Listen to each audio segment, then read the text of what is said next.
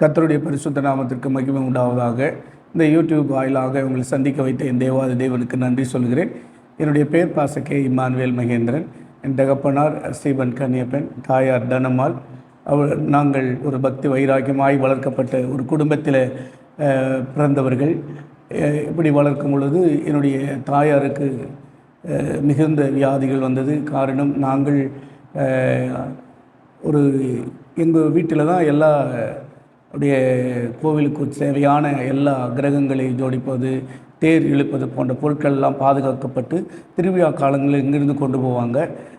எங்கள் அம்மாவுக்கு மிகுந்த ஒரு வியாதியால் தாக்கப்பட்டு மிகுந்த கஷ்டப்பட்டு கொண்டு இருந்தாங்க. அவங்க டாக்டர் எல்லாம் பார்க்கும்போது அந்த காலத்தில் மாட்டு வண்டி தான், பஸ்ஸு கிடையாது. அதில் அந்த காலத்தில் பஸ் இல்லாதனால மாட்டு வண்டியில் தான் என் தாயாரை இரவில் ஏற்றிட்டு போவாங்க. இதை பார்த்து எனக்கு மிகுந்த துக்கமும் வேதனையும் கண்ணீரும் அடைந்து ஒவ்வொரு நாளும் கண்ணீர் வடித்து கொண்டிருப்பேன். எத்தனை நாளைக்கு ஆண்டவரே என் தாயார் இப்படி இருப்பாங்க அப்படின்னு சொல்லிட்டு கடவுளில் நாங்கள் அப்படி சேவிட்டிருந்தோம். நாங்கள் சேவித்த கடவுளை நோக்கி பார்த்தோம். ஆனால் நாங்கள் அதெல்லாம் சுகம் கிடைக்கவே இல்லை. ஆனால் ரொம்ப வேதனையாகவும் கலக்கமாகவும் பாரத்தோடு இருந்தோம். கடைசியாக எனக்கும் ஒரு வியாதி தாக்கப்பட்டு இருந்துச்சு. நானும் வியாதியில் இருந்தேன். கடைசி என் தாயாருக்கு எனக்கு பின்னாடி 2 தம்பிகள் பிறந்தாங்க. ஒரு தம்பி ஊனமாக இருந்து அவரும் மரித்து போய்விட்டார். 2வது தம்பி கன்சீவாகி குழந்தை பிறந்து சில மணி நேரத்துக்குள்ளாக அவரும் மரித்து போயிட்டார். காரணம் என்னவென்று கேட்டால், நான் பிறந்தது சரியான சகுனத்தில் பிறக்கவில்லை என்பதற்காக என்னுடைய உறவினர்கள் எல்லாரும் சேர்ந்து என்னை வேதனைப்படுத்தி கஷ்டப்படுத்துவாங்க. அழுவேன், ஆண்டவரே நான் கடவுளை ஏன் என்னை இப்படி படைச்சிட்டீங்க, இந்த நிலையில் என்னை வச்சுட்டிங்களே அப்படின்னு சொல்லிட்டு நான் ரொம்ப கஷ்டப்பட்டுக்கிட்டு இருப்பேன். அந்த சமயத்தில் என் தாயார் ரொம்ப வேதனையோர், இன்னும் போக போக இந்த வியாதியில் கொடுமையில் ரொம்ப கஷ்டப்பட்டாங்க. இப்படி கஷ்டப்பட்டு கொண்டிருக்கும் பொழுது என் அருகிலே பக்கத்தில் என் தாத்தா குடும்பத்தார் ஒரு உறவினர்கள் ரட்சிக்கப்பட்டிருக்கிறாங்க. அவங்க என் அந்த நேரத்துக்கு ஊழியக்கார் வந்தாங்க. என் தாயார் இப்படி இருக்கிறாங்கன்னு சொல்லிட்டு அந்த அவங்க வீட்டுக்கு கூட்டு போய் அவங்களுக்காக ஜெபிச்சாங்க. அவங்க என்ன சொன்னாங்க, தொடர்ந்து நீ சர்ச்சுக்கு வாமா அப்படின்னு சொல்லிட்டு அவங்கள சொல்லிட்டு போயிட்டாங்க. அது நிமித்தமாக என் தாயார் சர்ச்சுக்கு என்னை கூட்டிகிட்டு போவாங்க. ஆனால் எங்கள் தகப்பனாருக்கு மிகுந்த அகைன்ஸ்டாக எதிர்ப்பாக இருந்து மிகுந்த வேதனையோடு துன்பத்தை வெளிப்படுத்தினார். ஆனால் இப்படியே காலங்கள் போய் கொண்டிருந்தது. எனக்கும் சுகம் கிடைக்கவில்லை, என் தாயாருக்கும் சுகம் கிடைக்கவில்லை. இடையில 2 பிள்ளைகள் இருந்து விட்டார்கள். மிகுந்த வருத்தத்தோடு என் குடும்பம் காணப்பட்டது. கடைசியாக என்ன செய்வதுன்னு தெரியாது இருக்கும் பொழுது எனக்கு இருக்கிறது வியாதி மிகவும் கொடூரமாக்கப்பட்டிருந்தது. நாளுக்கு நாள் அது அதிகமாயிடுச்சு. நாங்கள் போகாத வைத்தியங்கள் பண்ணாத வைத்தியங்கள் கிடையாது, போகாத கோவில்கள் கிடையாது. எந்தெந்த கோவில்களெல்லாம் நாங்கள் போகிறோமோ அங்கெல்லாம் தாயத்துக்களை கட்டி என்னோட முதுகிலும் இடுப்பிலும் கைகளிலும் கால்களிலும் கட்டுவார்கள். அதே போல் தகுடுகளை எழுதி என் வீட்டு முழுவதும் மாட்டி வைப்பார்கள். மிகுந்த அந்த எல்லாமே எப்போ எழும்பினாலும் அந்த தகுடில் தான் நான் முழிக்கணும், அதுதான் நான் செய்யணும். எலுமிச்சம்பழமும் இதுவும் தான் என்னுடைய வாழ்க்கையாக இருந்தது. ஒரு நாள் எங்கள் ஊர்லேயே முருகர் கோவில் சாமியார் ஒருத்தர் இருக்கார். அவர் குறி சொல்லுவார். அவரிடத்துக்கு என்னை அழைத்து கொண்டு போவாங்க. அவர்கிட்ட அழைத்து கொண்டு போகும் பொழுது மிகுந்த வேதனையோடு இருக்கும் பொழுது அவர் என்ன செய்வார், கூட்டு போய் ஊசி காய வச்சு நரம்புக்கு நரம்பு இழுப்பாங்க. இது பிக்ஸ் வியாதி, இது சுகமாகாது, இப்படி தான் பண்ணணும் அப்படின்னு சொல்லிட்டு நெருப்பில் காய வச்சு இழுப்பாங்க. அப்புறம் தாயத்துக்கு அந்த காப்பு கம்பிகளை கட்டி மார்காலுக்கு மார்கழி கட்டினா சரியாயிடுன்னு சொல்லிட்டு காப்பு கம்பிகளை கட்டி வச்சுருப்பாங்க. இப்படி இருக்கிற நேரத்தில் எங்களுடைய தாயாருடைய உறவினர்கள் என்ன செஞ்சாங்க, எங்கள் தாத்தாவை பாட்டி என்னை கூட்டிகிட்டு போய் அங்கே இரும்பேடு என்ற ஒரு பகுதி இருக்கிறது. அந்த பகுதியில் ஒரு சாமியார் இருக்கிறார். அந்த இடத்துல அவர் பேய்கள் எல்லாம் துரத்துகிறவர். அந்த இடத்துல போய் அங்கே ஒரு குடிசை போட்டு அந்த இடத்துல என்னை தங்க வைத்து என்னை தாத்தா ஆயா என்னோட கூட எப்பவுமே இருப்பாங்க. அந்த கோயிலில் என்ன செய்வாங்க, சூளத்தால் என்னை அடிப்பாங்க.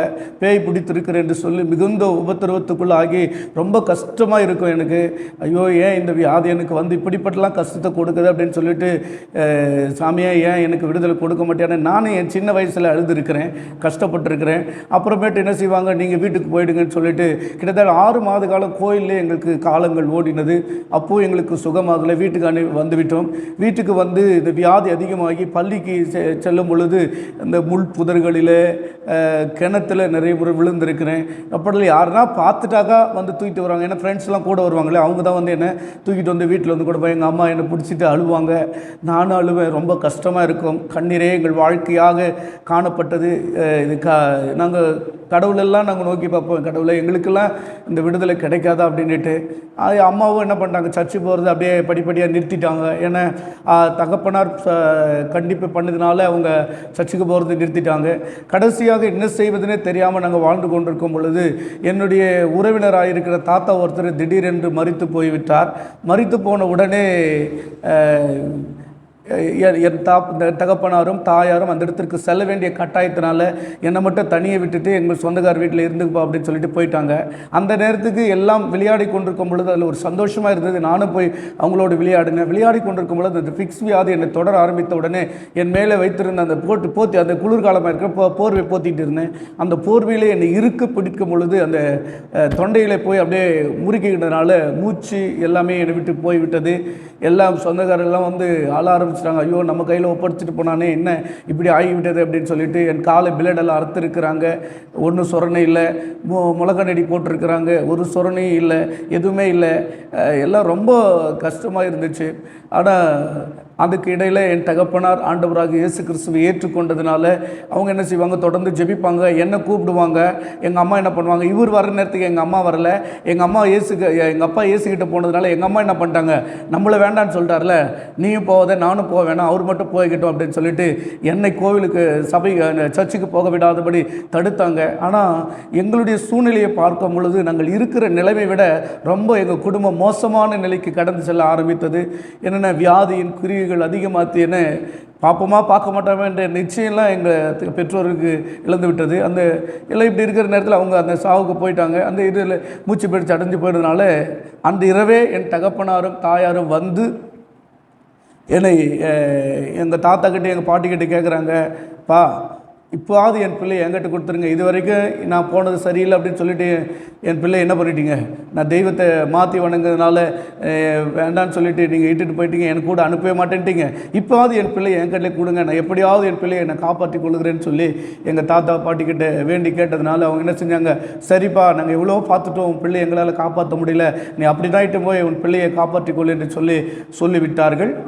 அப்படிப்பட்ட ஒரு சூழ்நிலையில் என் தகப்பனார் வந்து இரவில் ஒரு 11 மணி வரைக்கும் வந்தாங்க. வந்துட்டு அங்கேருந்து சைக்கிள்லேயே படுக்க வச்சு அப்படியே கூட்டிகிட்டு போகிறாங்க. ஏன்னா எப்படி ஒரு செத்த பிணம் போல் அப்படியே உட்கார வச்சு 2 பேருமே வந்தவாசி ஒரு 7 கிலோமீட்டர் இருக்கும், அவ்வளோ தூரம் தள்ளிக்கிட்டு தான் போகிறாங்க. ஏன்னா அவ்வளோ பெரிய பையன் தள்ளிட்டு போகிறது ரொம்ப கஷ்டம். ஆனால் இருந்தாலும் அந்த காரியங்கள் எப்படியாவது என் பிள்ளை சுகமாட்டானு சொல்லி சர்ச்சுக்கு கூட்டிகிட்டு போய் அந்த இரவில் அவர்களை கதவை தட்டி கூப்பிட்ட பொழுது இதான் அங்கே ஊழியக்காரர்கள் ஏழி ஓடி வந்து பார்க்கும் பொழுது என் வாயில் ரத்தங்களும் இதெல்லாம் அப்படியே ஒரு பக்கம் ஒளியிட்டு இருக்குது. என்னுடைய சூழ்நிலையை பார்த்த உடனே அவங்க பயந்துட்டாங்க. எழும்பி நின்று ஒன்றும் சொல்ல, ஜெபிங்க, என் பிள்ளை எப்படியாவது காப்பாற்றுங்களா, மூச்சு இருக்கிறது மட்டும் தெரிகிறது. அப்படியே போய் என்ன பண்ணிட்டாங்க, அவங்க முழங்கால் படியிட்டு ஜெபிக்க ஆரம்பித்தாங்க. ஜெபித்த ஆரம்பித்த உடனே ஆவியானவர் என் தகப்பனாரோடு பேச ஆரம்பித்தார். என்னுடைய பாஸ்டம்மா மூலமாக, உன் மகனை என்னுடைய ஊழியத்திற்கென்று அழைத்திருக்கிறேன், அவனை நான் குணமாக்குவேன் என்று சொல்லி ஆண்டவர் அவரோடு பேசினாங்க. நாங்கள் எங்களுக்கு ஒரு அப்பாவுக்கு என்ன எதிர்பார்ப்பாக இருந்திருக்கோம் அப்படின்னாக்கா, நம்ம பிள்ளைய சுகமாயினும் அப்படின்னு தான் நினச்சிருப்பாங்க. ஆனால் அந்த இடத்துல ஆண்டவர் என்ன சொல்கிறாரு, என்னை ஊழியத்திற்கென்று அழைத்திருக்கிறேன் அப்படின்னு சொல்லிட்டு அப்பவே என் தகப்பனார் என்ன செஞ்சார், அந்த இரவில் என்னை ஆண்டவருடைய ஊழியத்திற்காக அர்ப்பணித்தார். அந்த நிமிஷத்தில் கர்த்தர் போன ஜீவனை திரும்ப கொடுத்தார்.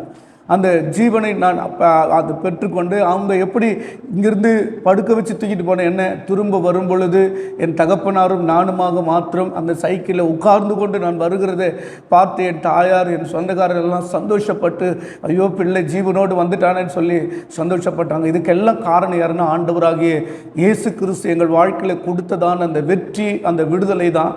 அப்புறமேட்டு நான் இப்படியே நாங்களும் என் குடும்பமும் என் தாயாரும் வந்துட்டாங்க. என் தாயாரையும் கர்த்தர் சுகமாக்கி விட்டார். நாங்கள் குடும்பத்தோடு சந்தோஷமாக சபைக்கு போக ஆரம்பித்தோம்.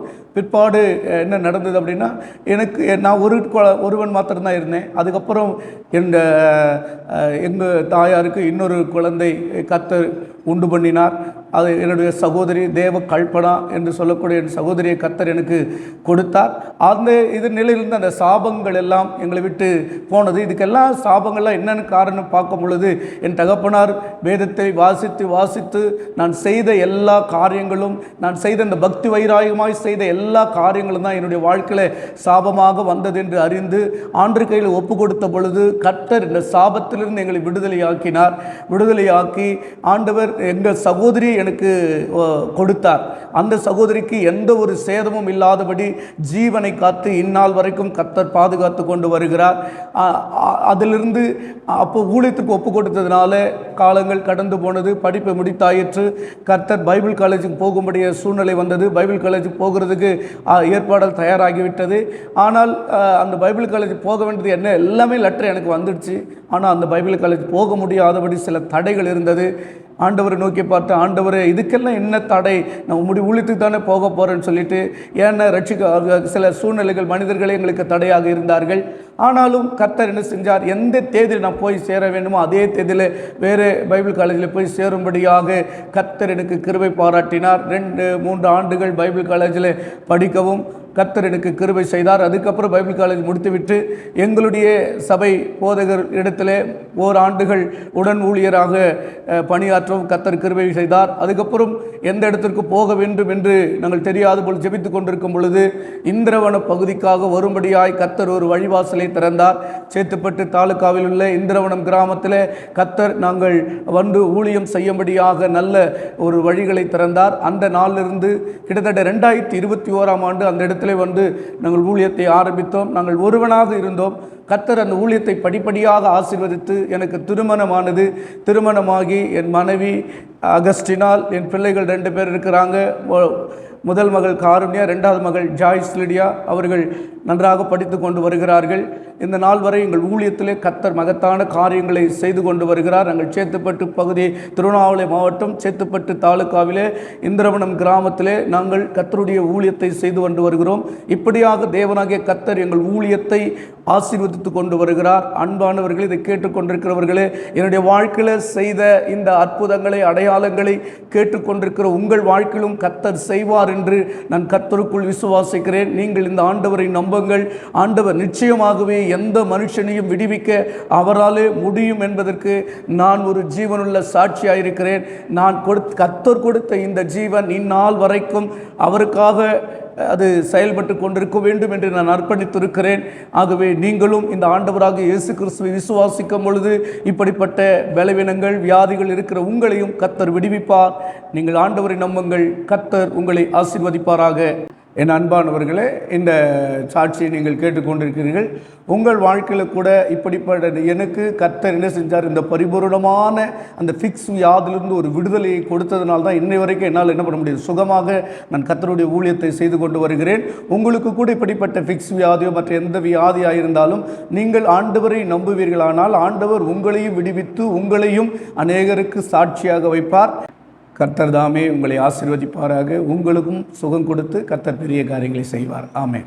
Price the Lord. கர்த்தர் நல்லவர். கர்த்தருடைய நாமத்திற்கு கோடி ஸ்தோத்திரங்கள் உண்டாயிருப்பதாக. இந்த சகோதரனுடைய சாட்சி உங்கள் அனைவருக்கும் மிகவும் பயனுள்ளதாக இருந்திருக்கும் என்று நான் நம்புகிறேன். கர்த்தர் உங்களை ஆசீர்வதிப்பாராக. தொடர்ந்து இப்படிப்பட்ட சாட்சிகளை நீங்கள் கேட்பதற்கு ஜெகவானிசி சேனலை சப்ஸ்கிரைப் செய்து எங்கள் ஊழியத்தோடு கூட நீங்கள் இணைந்திருங்கள். கர்த்தர் உங்களை ஆசீர்வதிப்பாராக.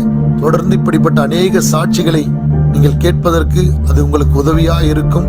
God bless you. God bless you.